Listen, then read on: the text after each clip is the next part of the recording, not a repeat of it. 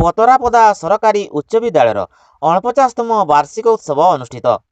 बड़साही block अंतर्गत पतरापदा श्रीगुरु सरकारी उच्च विद्यालय पतरापदार 49तम वार्षिक उत्सव प्रधान शिक्षक श्रीजुक्त सुशांत कुमार महांतर सभापतित्व अनुष्ठित हो एथिरे मुख्य अतिथि भाव बेतनटी महाविद्यालय प्राक्तन अध्यक्ष डॉक्टर रमाकांत सिंह, मुख्य वक्ता भाव विशिष्ट प्राणी चिकित्सक खगेन्द्र कुमार साहू, विशिष्ट वक्ता भाव भारतीय रेडक्रॉस सोसाइटीर भाइस पेट्रन तथा राज्य junior Red Cross senior resource person doctor Ramakant Mahant, सम्मानित अतिथि भाव प्राक्तन प्रधान शिक्षयित्री सुषमा कुमारी पात्र, बलभद्रपुर क्लस्टर सीआरसीसी अनुसुया बारिक, प्राक्तन शिक्षक विज्ञराज बारिक और मनोरंजन गिरी प्रमुख योगदान करी छात्र छात्री मानंकु सुनागरिक होई देशमातृकार सेवा करिबा पई उत्साहित करथिले।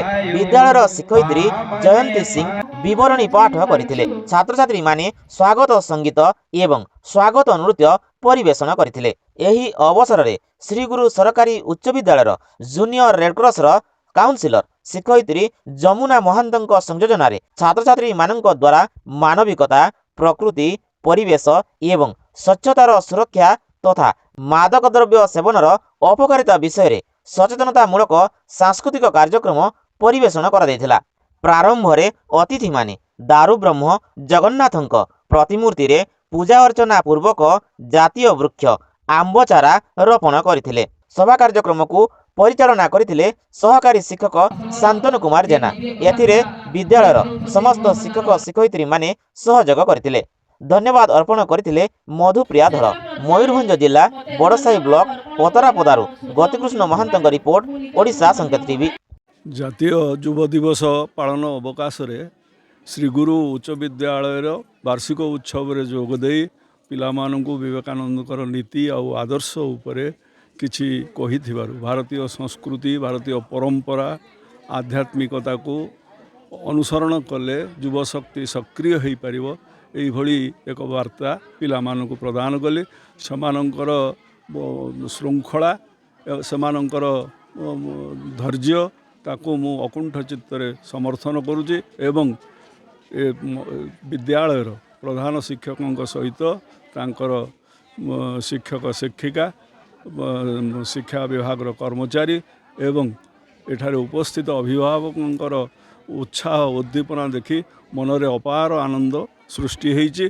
तेणु ताकू मो भविष्य भारतर भविष्यत यही एक अगम्य अंचल जदि पहुँची पारिछि आमर भविष्यत उज्ज्वल, युवशक्ति निश्चित सक्रिय रही यह निसंदेह।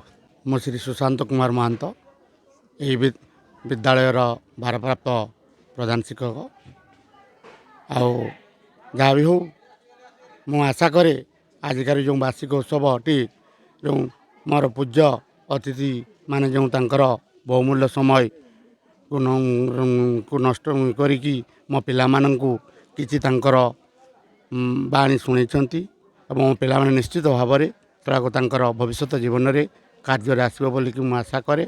पुणी थे मुझे धन्यवाद देमी। मो सहकर्मी माने बहुत कोऑपरेटिव बा तांको समस्त को किसी कहवाक पड़े ना, से माने निज निजर काम प्रशृंखलित ढंग से करी चलती। यही अंचलर ग्रामवासी बहुत बा कोऑपरेटिव केबे बा स्कूलंकर कौन राजनीति एटी प्रवेश करे ना। मो 2021 मसीह यही स्कूल बा पदार जॉइन करी 2024 रे भार संभालुची, किंतु आउ मु केबे देखे ना कौन राजनीति विद्यालय विषय भीतर प्रवेश करी सेमती किसी ना। बहुत सुंदर भाव में चली मुझे चेष्टा करुँची यहाँ केमी आग को नेमी एतकी मोर वक्तव्य रखी मोर हो।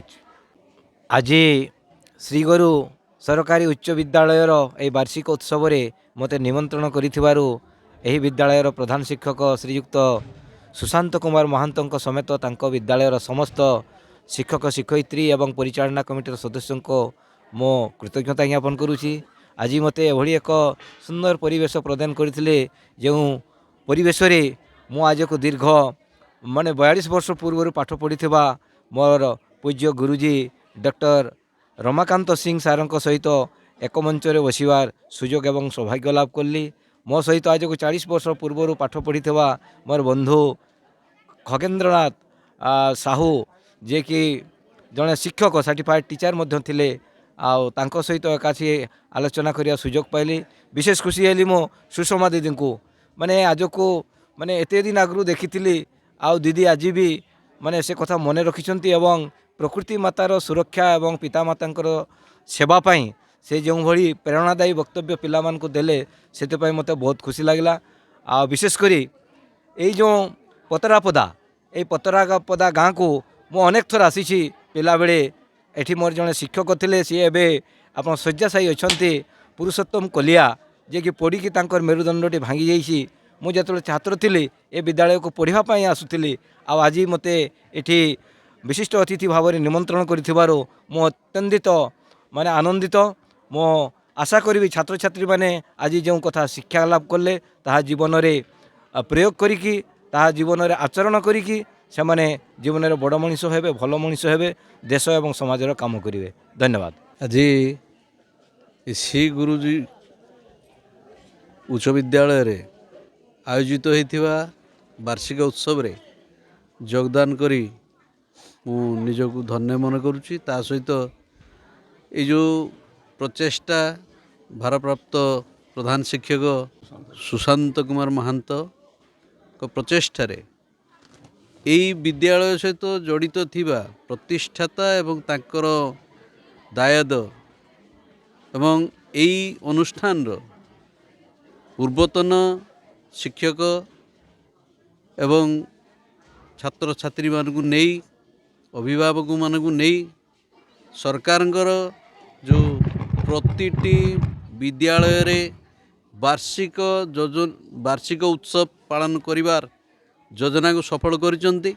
ୟା ପଛରେ ଯେଉଁ ଉଦ୍ଦେଶ୍ୟ ଅଛି, ପିଲାମାନଙ୍କର ସର୍ବାଙ୍ଗୀନ ବିକାଶ, କ୍ରୀଡ଼ାଠୁ ଆରମ୍ଭ କରି ଲେଖିବାଠୁ ଆରମ୍ଭ କରି ବକ୍ତୃତା ଦେବାର ଅଭ୍ୟାସଠୁ ଆରମ୍ଭ କରି ଏହିସବୁ ପ୍ରତିଯୋଗିତା ମାନ ଭିତର ଦେଇ ସର୍ବାଙ୍ଗୀନ ବିକାଶର ଯେଉଁ ପ୍ରଚେଷ୍ଟା, ଏଥିପାଇଁ ମୁଁ ଆମର ଭାରପ୍ରାପ୍ତ ପ୍ରଧାନ ଶିକ୍ଷକକୁ ସାଧୁବାଦ ଅର୍ପଣ କରୁଛି ଏବଂ ପିଲାମାନେ ମଧ୍ୟ ଉତ୍ତରୋତ୍ତର ଉନ୍ନତି ଲାଭ କରନ୍ତୁ, ଜଗନ୍ନାଥଙ୍କ ଶ୍ରୀପାଦ ପଦ୍ମରେ ତାହା ଜଣାଉଛି।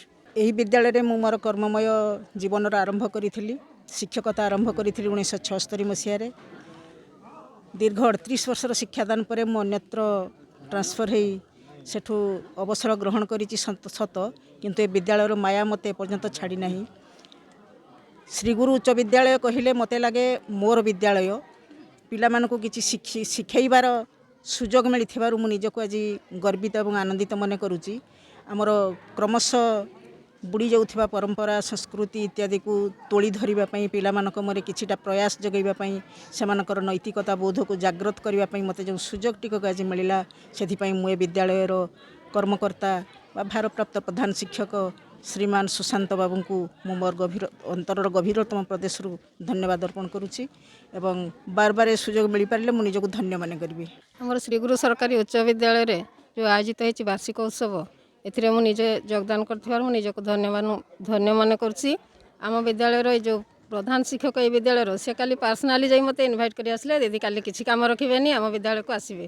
ତେଣୁ ମୁଁ ଆଜି ସବୁ କାମ ଛାଡ଼ି ଆସିକି ବିଦ୍ୟାଳୟରେ ଯୋଗ ଦେଇଛି। ଆଉ ତାଙ୍କ ବିଦ୍ୟାଳୟର ସମସ୍ତ ସରକାରୀ ଶିକ୍ଷକ ଶିକ୍ଷିକା ସମସ୍ତଙ୍କୁ ଧନ୍ୟବାଦ ଦେଉଛି। ସେମାନେ ମୋ ସହିତ ବହୁତ କୋଅପରେଟ୍ କରନ୍ତି ଆଉ ବିଦ୍ୟାଳୟର ଛାତ୍ରଛାତ୍ରୀମାନଙ୍କର ମଙ୍ଗଳ କାମନା କରି ରହୁଛି। ଆଜିର ଶ୍ରୀଗୁରୁ ହାଇସ୍କୁଲର ଏଇ ଯେଉଁ ଆନନ୍ଦଦାୟକ ପରିବେଶରେ ମୁଁ ଯୋଗ ଦେଇ ମୁଁ ନିଜକୁ ଧନ୍ୟ ମନେ କରୁଛି ଏବଂ ଆମର ଯିଏ ଭାରପ୍ରାପ୍ତ ପ୍ରଧାନ ଶିକ୍ଷକ ସୁଶାନ୍ତ ସାରଙ୍କୁ ମଧ୍ୟ ଧନ୍ୟବାଦ ଦେଉଛି। ଏଇଭଳି ଯେଉଁ କାର୍ଯ୍ୟକ୍ରମ ପ୍ରତ୍ୟେକ ସ୍କୁଲରେ ହେବା ଉଚିତ। ଏଇ ସ୍କୁଲ ହେଉଛି ମୋର କର୍ମଭୂମି। ମୁଁ 1978 ସାଲରୁ 2016 ମସିହା ପର୍ଯ୍ୟନ୍ତ ମୁଁ ଏଠି ଶିକ୍ଷକତା କରୁଥିଲି ଏବଂ ଆମ ସ୍କୁଲର ଆଦର୍ଶ ଏଇଭଳି ଥିଲା। 12 ମାସରେ 13 ପର୍ବ। ଆମମାନେ ପିଲାମାନଙ୍କୁ ପ୍ରତ୍ୟେକ ସମୟରେ କିଛି ନା କିଛି କାର୍ଯ୍ୟକ୍ରମ କରି ସେମାନଙ୍କୁ ଶିକ୍ଷା ଦେଉଥିଲୁ। ଏବେ ମଧ୍ୟ ଯାହା ହେଉ ଆମର ଏଇ ବିଦ୍ୟାଳୟର ସମସ୍ତ ଶିକ୍ଷକ ଶିକ୍ଷୟିତ୍ରୀ ସେଇ ପରମ୍ପରାକୁ ବଜାଇ ରଖିଥିବାରୁ ମୁଁ ତାଙ୍କୁ ମଧ୍ୟ ଧନ୍ୟବାଦ ଜଣାଉଛି ଏବଂ ଏଇ ସ୍କୁଲର ଉତ୍ତରୋତ୍ତର ଉନ୍ନତି ପାଇଁ ଜଗନ୍ନାଥଙ୍କ ପାଖରେ ମୁଁ ପ୍ରାର୍ଥନା କରୁଛି ଯେମିତି ସ୍କୁଲର ସୁନାମ ଚାରିଆଡ଼େ ଚାଲୁ। କାହିଁକି ନା ଏଇଭଳିଆ ଏକ ଜାଗା ଯେଉଁ ଜାଗାର କ'ଣ ହେଇଛି ମାନେ ଠିକଣା ନାହିଁ, କିନ୍ତୁ ତଥାପି ଏ କ୍ଷେତ୍ରରେ ଶିକ୍ଷା କ୍ଷେତ୍ରରେ ବହୁତ ଆଗେଇ ପାରିଛି। ମୁଁ এই শিশুর বার্ষিক উৎসব যোগ ଦେଇଥିବାରୁ ମୁଁ ନିଜକୁ ଗର୍ବ ଅନୁଭବ କରୁଛି। ଏହା ଉନ୍ନତି କରି ଏହି ମୋ କାମନା।